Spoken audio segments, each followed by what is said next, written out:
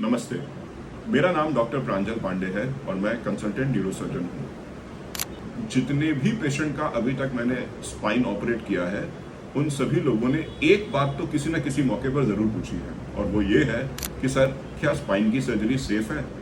कहीं ऐसा तो नहीं कि मेरे पास जो भी ताकत बची है वो सर्जरी के बाद वो भी खत्म हो जाए और मैं पूरी ज़िंदगी बिस्तर पे पड़ जाऊँ? तो आइए आज मैं आपका ये वाला कॉन्सेप्ट क्लियर करता हूँ और इस सवाल के साथ जितना डर है उसको थोड़ा सा दूर करने की कोशिश करता हूँ।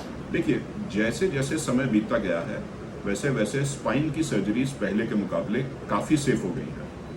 आज हमारे पास जो इंस्ट्रूमेंट्स हैं, जो मिनिमली इन्वेसिव टेक्निक्स हैं, जिसमें आप मुश्किल से 1 इंच या 1.5 सेंटीमीटर 1 सेंटीमीटर के इंसिजन से भी आप जाकर स्पाइन को ऑपरेट कर सकते हैं।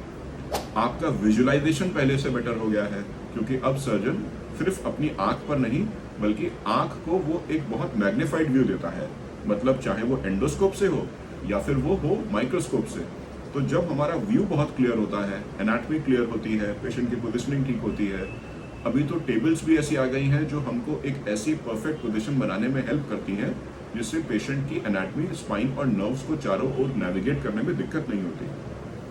तो पहले के मुकाबले ना केवल अब हम ब्लड का लॉस हम कम करते हैं बल्कि पेशेंट को पेन भी कम होता है, पेशेंट कम दिनों के लिए अस्पताल में रुकता है, उसकी पोस्ट ऑप मेडिकेशंस की रिक्वायरमेंट कम होती है और इन्हीं सारी चीज़ों के बाद ना केवल पेशेंट बहुत जल्दी अपने दैनिक दिनचर्या में वापस लौट कर आता है बल्कि प्रोफेशनल्स के केस में लंबी छुट्टियों की भी ज़रूरत नहीं पड़ती। पेशेंट्स जनरली 3 दिन से हफ्ता भर मैक्सिमम 2 वीक्स में अपने काम को भी रिज्यूम कर लेते हैं।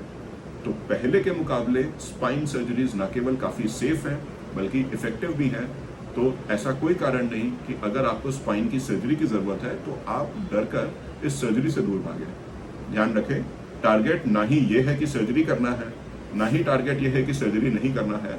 टारगेट है कि आपको बेटर बनना है और जो भी चीज़ से आप बेटर हो सकते हो वो सही डिसीजन है। Thank you.